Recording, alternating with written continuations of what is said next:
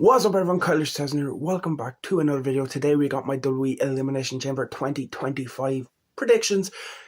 The card for the Chamber is an exciting one. We are on the road to WrestleMania 41. I cannot wait. There's a lot to talk about, a lot of exciting things to get into here.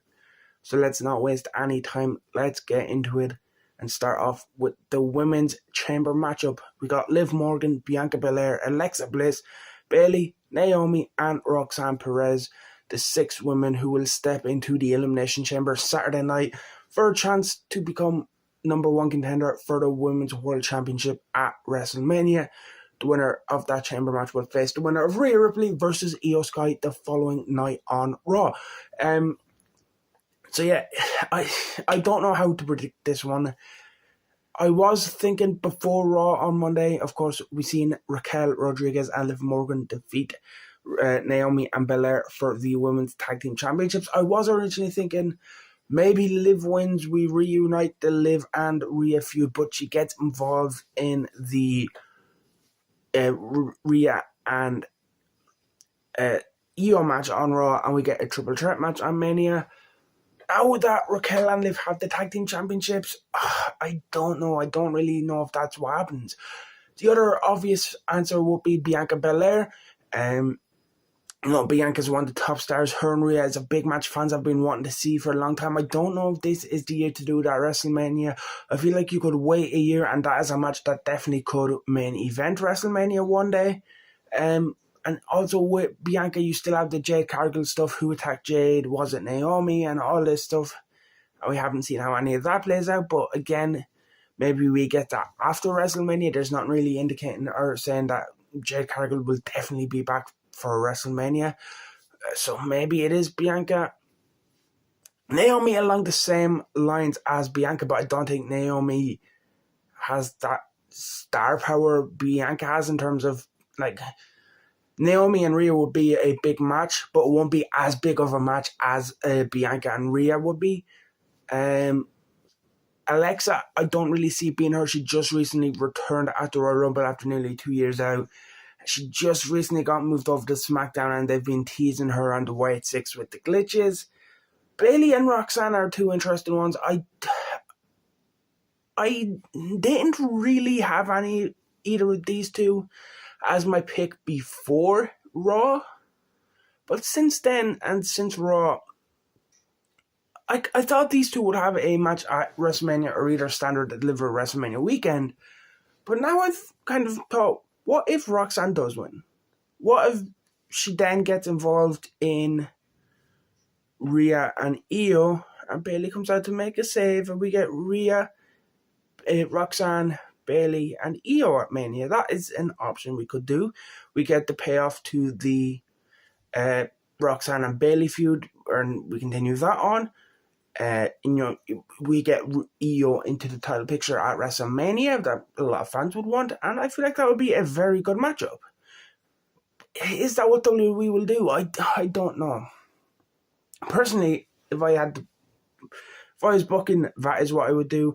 They've been playing up Roxanne Perez. They've been playing up how good of a year Roxanne had, how good of a performance she had in the Rumble. And it will be a very good way to introduce Roxanne Perez to the main roster by following up that impressive Royal Rumble appearance where she was the Iron Woman, second to last eliminated to Charlotte Flair.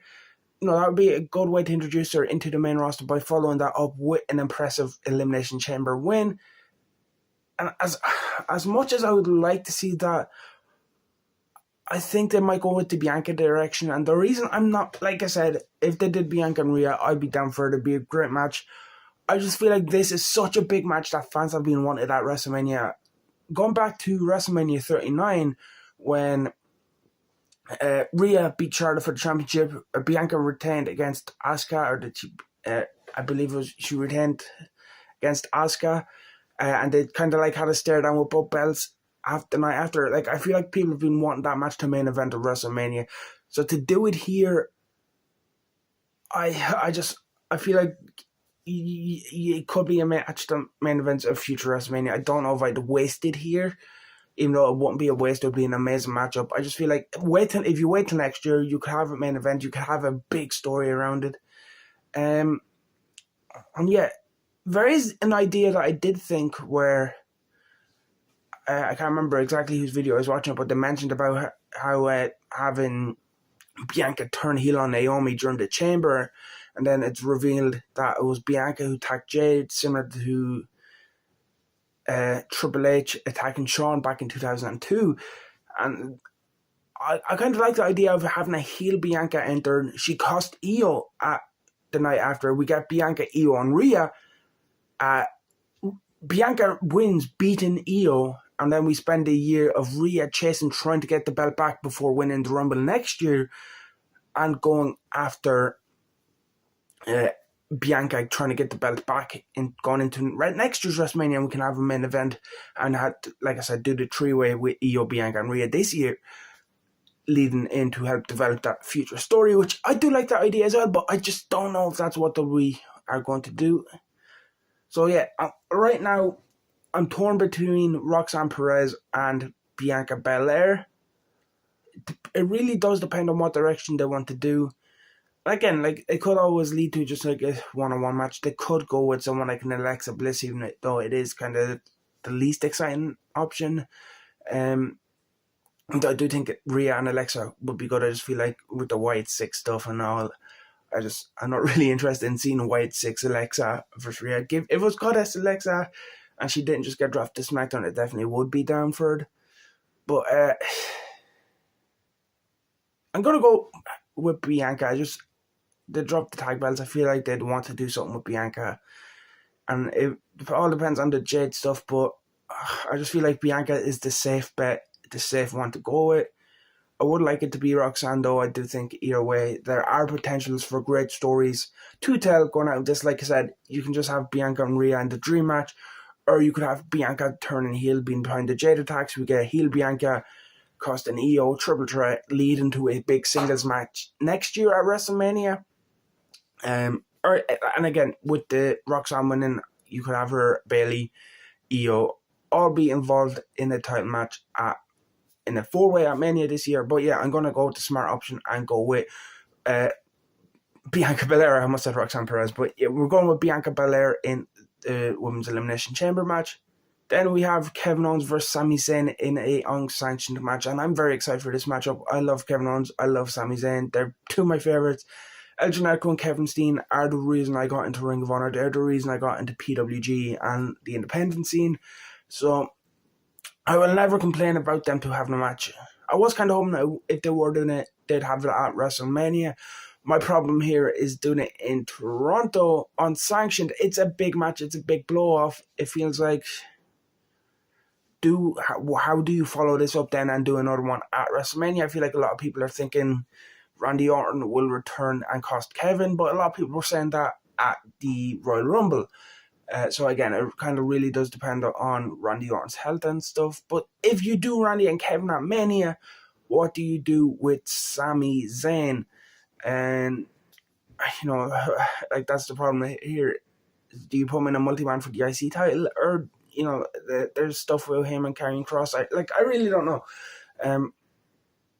That's the only reason I'm not really sure about Randy and Kevin is what do you do with Sami? I feel like here, unsanctioned, having a big brawl where both men just destroy each other, both men try and basically kill each other, and then leading to a big Hell in a Cell match or something at WrestleMania. I seen reported it could be something that could happen.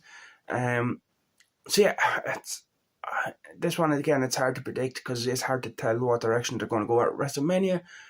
If they do lead to Sami and Kevin again at Mania, I feel like it would make sense for Kevin to win this one and Sami to try get the win back then at Mania and get revenge.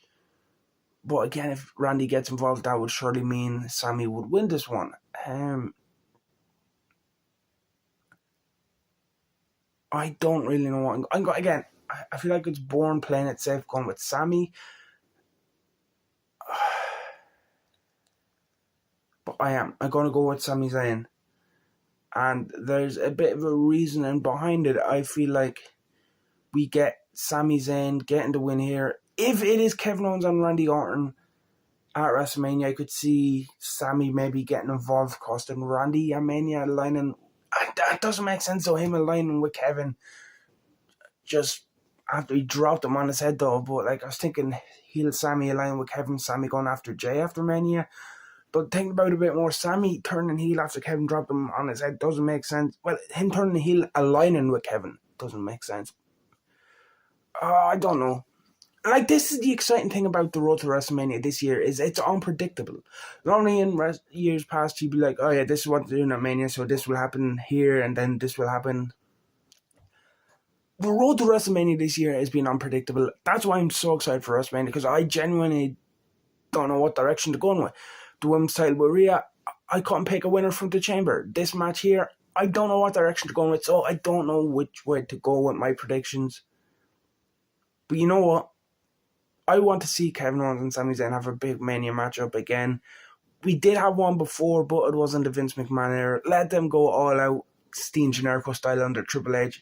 So yeah, we're going to go Kevin Owens gets the win here with the package pile driver and hopefully a big rematch at WrestleMania. But how do you one up an unsanctioned match? I don't know. Next up, we're going to talk about the Rock and Cody Rhodes segment. I feel like this will be in the middle of the card. I don't really see it being opening the show. I could end it depending on what's happening, but I would rather they closed with the men's chamber. But again, it depends on what they want to do with the outcome here. Basically, I feel like this will be, to sum it all up, I'm not going to go into a lot of detail because I'm not The Rock. I don't waffle, even though I have waffled a lot in this video already. But yeah, I feel like ultimately it'll be The Rock saying, well, Cody, what's your answer? Cody says no, and Rock's like, you made a big mistake. And yeah, this kind of sets up The Rock either himself trying to go after and take the belt from Cody Rhodes or finding himself a corporate champion to do so.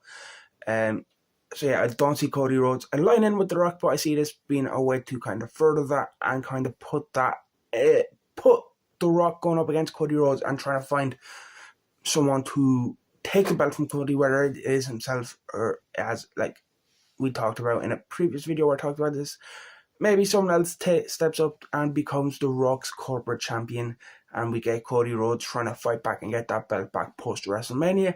But we have to get to WrestleMania first, and yeah, I don't see this being anything other than Cody turning down The Rock. Next up, we do get a women's tag team matchup between Trish Stratus and Tiffany Stratton against Nia Jax and Candice LeRae.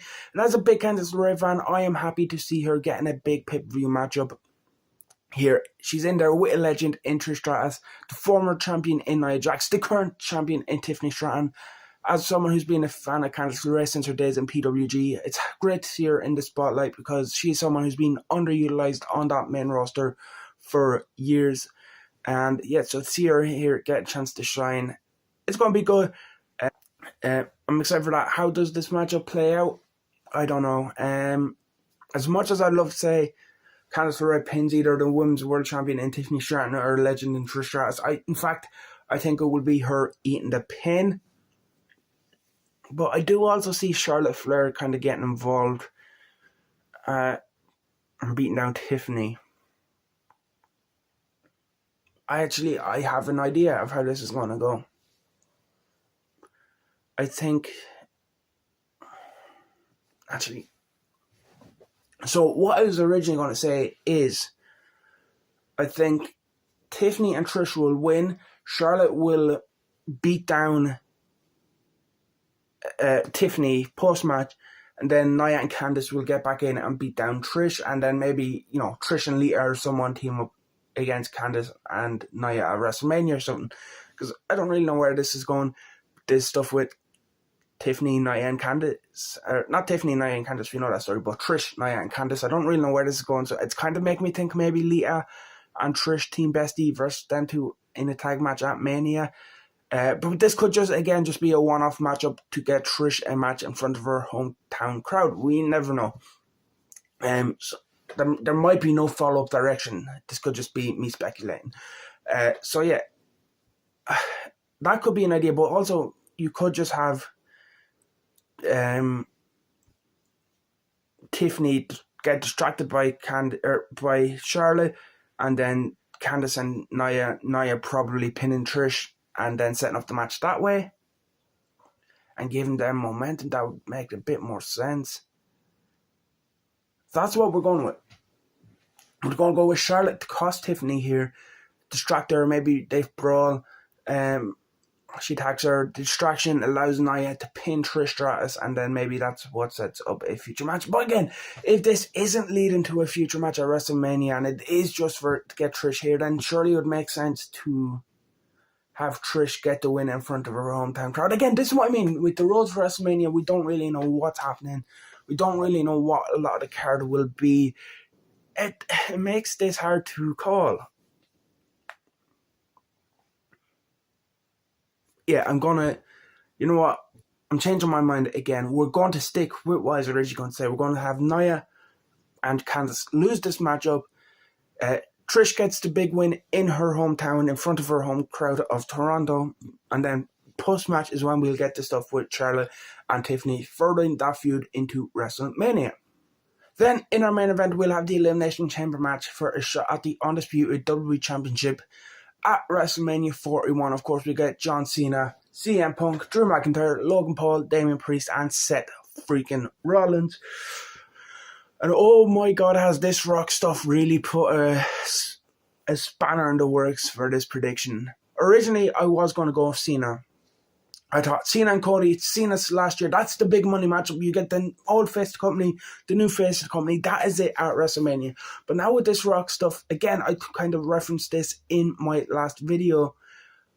You know, you could have a heel corporate chosen one, Drew McIntyre. You could have a heel CM Punk selling his soul to get that WrestleMania main event.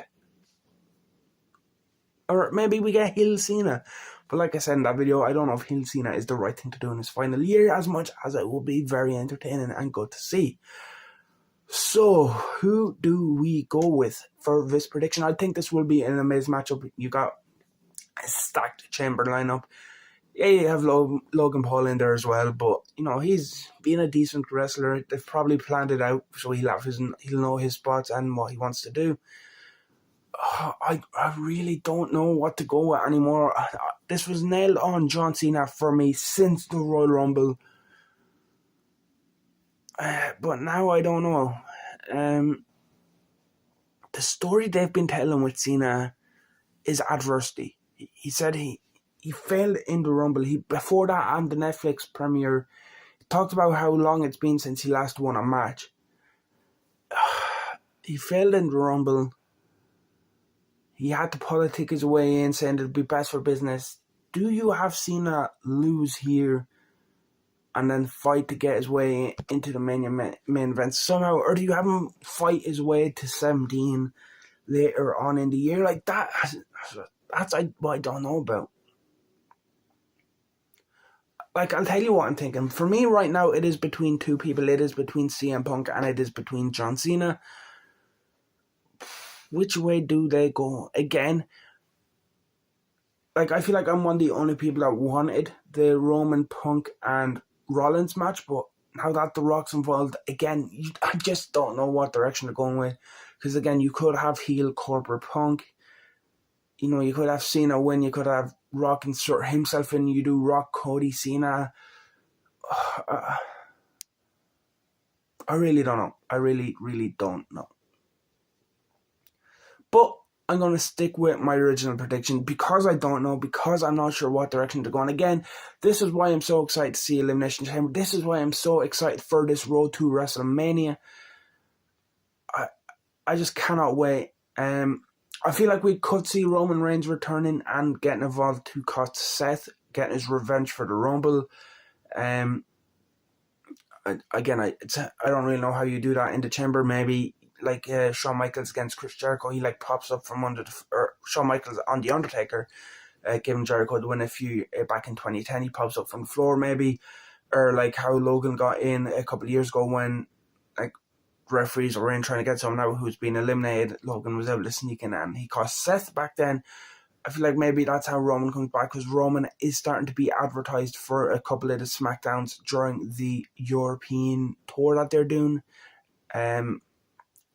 So yeah, I feel like we are getting close to Roman's return, and I feel like if it is him and Seth, if it is him, Seth and Punk, I feel like he doesn't need to get involved here.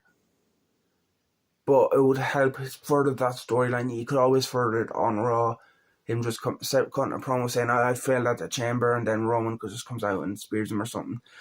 Again, I don't know how this is why I'm so excited for this WrestleMania. This, like, a lot of people are saying, oh, this WrestleMania is not exciting. This road to WrestleMania hasn't been exciting until, like, The Rock showed up. But I felt like this way since the Rumble, and with Jey Uso winning the Rumble, I was like, oh my God, I did not see that coming. What is happening? What is going to happen with Cena? How's things going to play out with Punk? How are things going to play out with Rollins? And all these guys. And that's why I like Jey Uso win the Rumble. That's why I'm excited for WrestleMania. That's why I'm excited on this road to WrestleMania, because I do not know where we're going. But because that I am playing it safe, I'm going to go with who I originally thought would be the winner before The Rock got involved, and that is John Cena, just because, like I said, I don't know which direction they're going to take this. So play it safe, play it with the original idea, and if they throw a curveball, they surprise. That's only a good thing. As a fan, I like to be surprised. I don't like a show that I'm able to go in and predict everything right. I like to be surprised. I like the unexpected. Because if everything is just predictable, then it's a bit boring, isn't it? So that's going to be it for this video. Let me know your comments in the comment section below what your predictions are for the Elimination Chamber. Leave a like, subscribe if you haven't, and I'll see you in the next one.